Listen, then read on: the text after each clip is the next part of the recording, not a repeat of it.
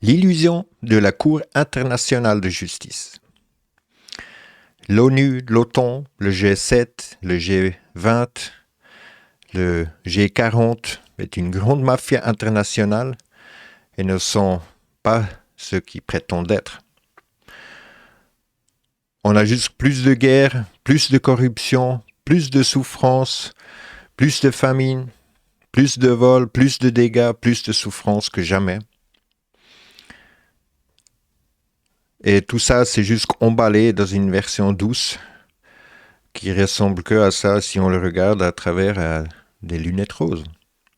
Il n'y a pas de tribunal juste, clair, honnête dans le système. Il faut juste se poser la question, pourquoi les vrais criminels ne sont jamais inculpés? Et pourquoi ils ne seront jamais? Il n'y a qu'à regarder un petit peu sur le site de l'ONU et les différentes actions qu'ils sont en train de faire. C'est tout du bidon. Si on regarde avec qui ils sont sous la mèche, on voit très bien que ils vont jamais inculper les vrais criminels de guerre.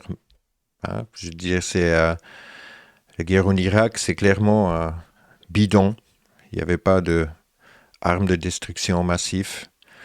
Et puis Blair, Bush, et aussi ceux qui sont là aujourd'hui, ils seront jamais inculpés. Ça, c'est du flanc complet qu'on essaye de nous mettre dans la tête.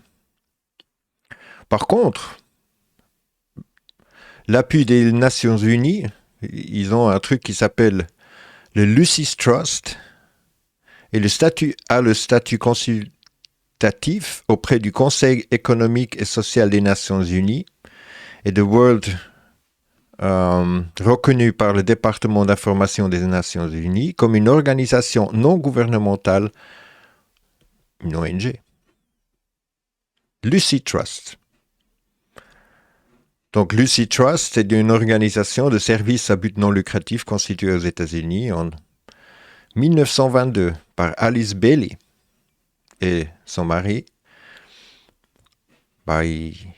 Si on regarde un petit peu là-dedans, la société édition de Lucy Trust a été fondée au début des années 20 sous le nom de Lucifer Publishing Company. Le Lucy Trust dit que le nom probablement a été choisi pour honorer Lucifer. Le nom a été changé par l'édition de Lucy.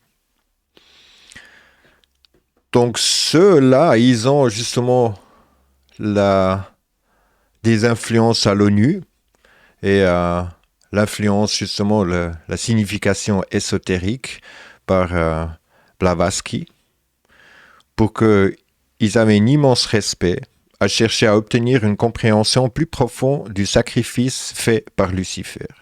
De Vénus sur notre planète, il y a des éternités pour apporter le principe de l'esprit, ce qui était l'homme animal, dans la perspective théosophique.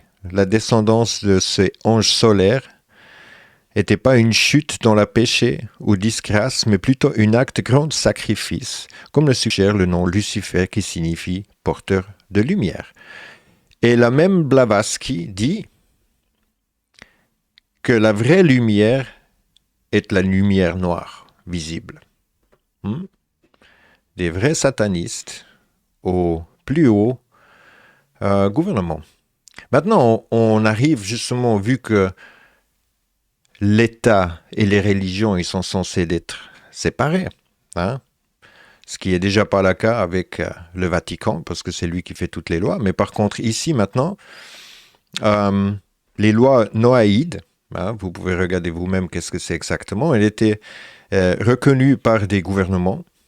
Donc le Congrès reconnaît les traditions historiques des valeurs, principes éthiques qui sont à la base de la société civilisée et laquelle notre grande partie a été fondée.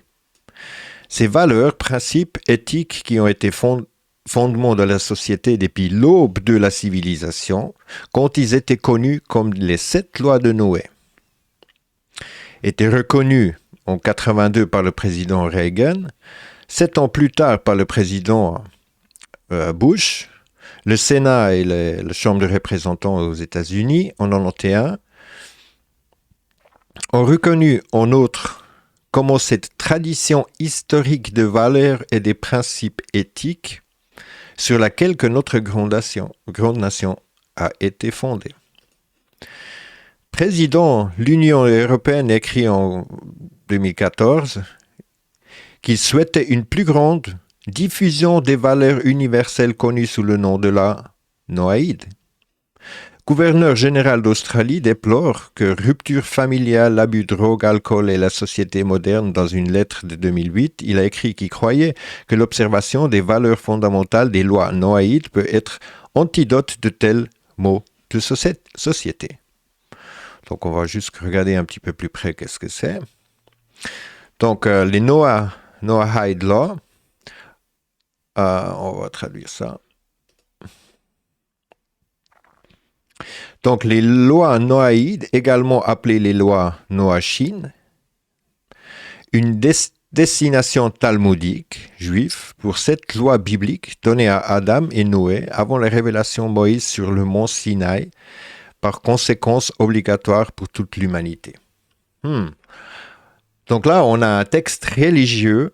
En plus, c'est un texte oral qui était, disons, transmis à Moïse, qui devient les fondamentales de la justice internationale. À partir de Genèse, le Talmud babylonien a été énuméré les 6 premiers commandements comme les interdictions contre l'idolâtrie, le blasphème, le meurtre, l'adultère et le vol, commandements positifs établis des tribunaux de justice avec tout que cela implique. Donc, juste pour préciser, par exemple, que idolâtrie, après le judaïsme, et encore une fois, il faut bien comprendre que le judaïsme et le juif, ça n'a rien à voir. Le juif, il a une invention qui était venue beaucoup plus tard, alors que justement, le Talmud babylonien, il est pratiqué par beaucoup plus de gens, à travers la Kabbalah, à travers les différents de rites qu'ils font dans les sociétés secrètes. Donc, il faut bien différencier la chose. Ce n'est pas une attaque contre les Juifs, c'est une invention d'être contre les gens. Là, on parle de religion.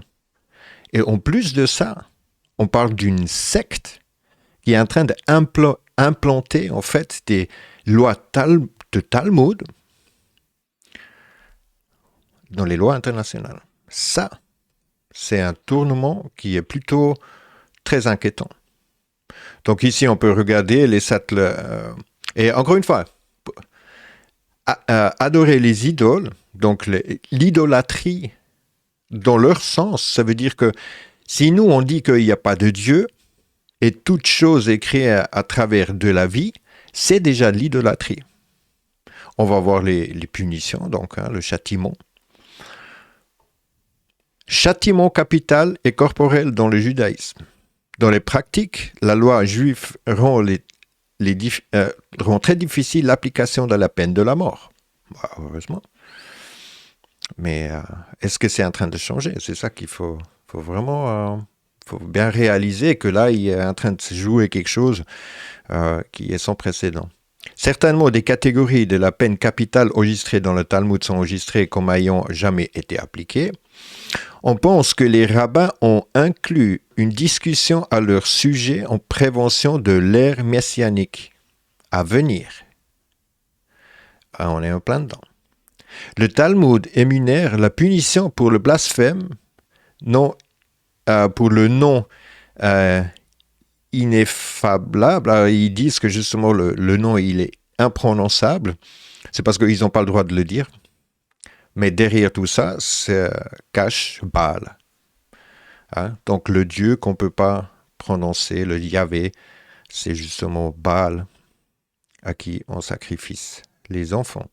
Les fils de Noé ont devaient être exécutés par décapitation pour la plupart des crimes, considérés comme une des peines capitales les plus légères. La lapidation, si a des relations sexuelles avec un fiancé juif ou par strangulation si la femme juive a terminé les cérémonies de mariage mais n'avait pas encore consommé le mariage.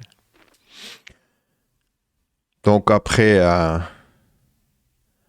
Maïmonide déclare que quiconque accepte pas les 7 lois doit être exécuté. Car Dieu a obligé le monde à suivre ses lois. Cependant, pour les autres interdictions telles que la greffe d'arbres ou la bestialité, il soutient que les fils de Noé ne devront pas être exécutés. Ouais.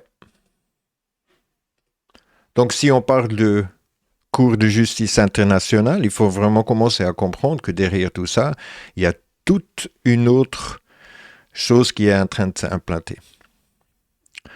Donc le Cour de justice internationale, c'est une autre illusion que beaucoup espéraient encore quelque chose peut être fait, mais c'est jamais le cas. Le justice, just ice, ouais, c'est ça que ça veut dire vraiment, et c'est exactement ça. Donc on peut marcher sur la glace autant qu'on veut pour essayer de... C'est une mur de glace qu'on peut essayer de grimper, on n'arriverait jamais.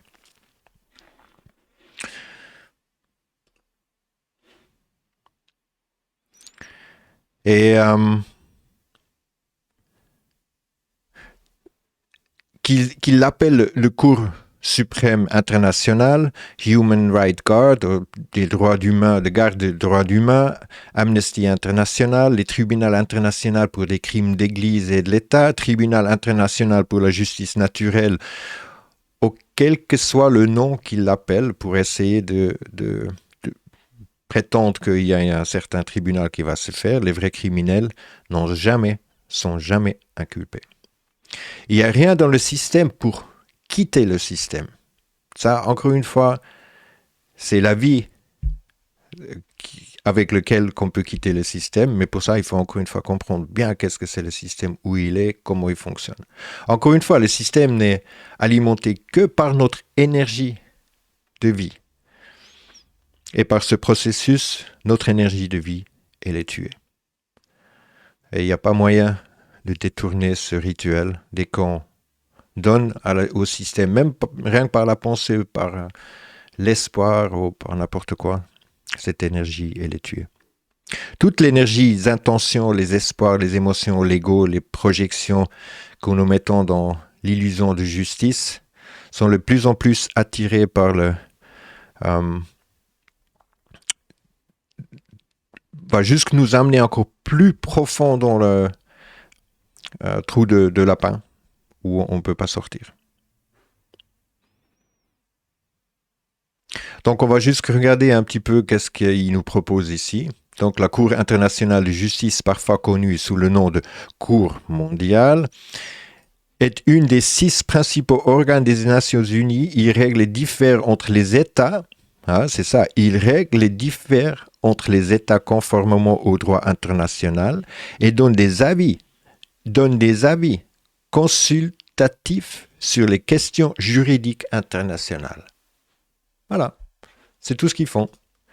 Et on peut regarder Cour internationale, qu'est-ce qu'ils font 13 défendeurs en général, 30 cas, 14 enquêtes, 9 examens préliminaires. Ça, c'est le procès des individus, génocide, des crimes de guerre, crimes contre l'humanité et agression. Rien ne se passe du tout.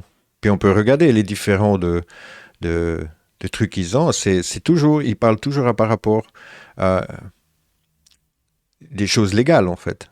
Donc, une fois qu'on est dans le droit et puis qu'on retombe sur ce qui est légal, on est nouveau dans le code civil romain. C'est pas, on n'est plus dans les droits humains ou quoi que ce soit. Mais là, il y a c'est écrit.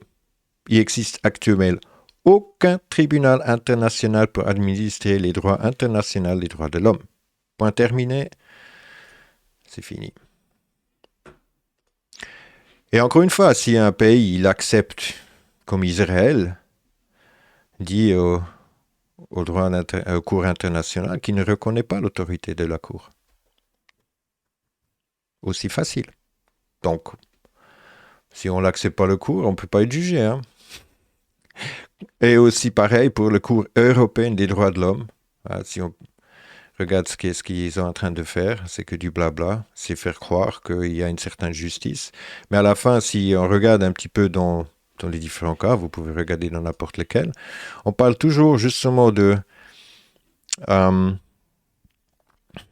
là, par exemple, c'est le gouvernement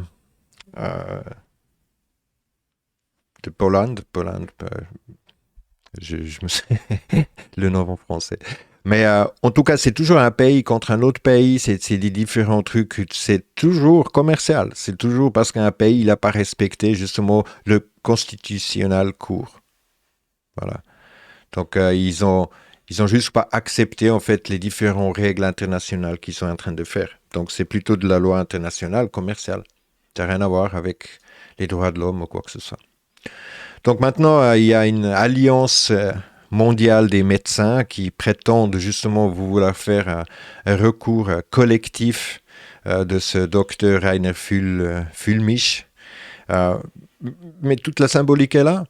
Eux, ils sont dans la loi. Ils vont jamais aller contre la loi parce que sinon, ils vont perdre le barreau.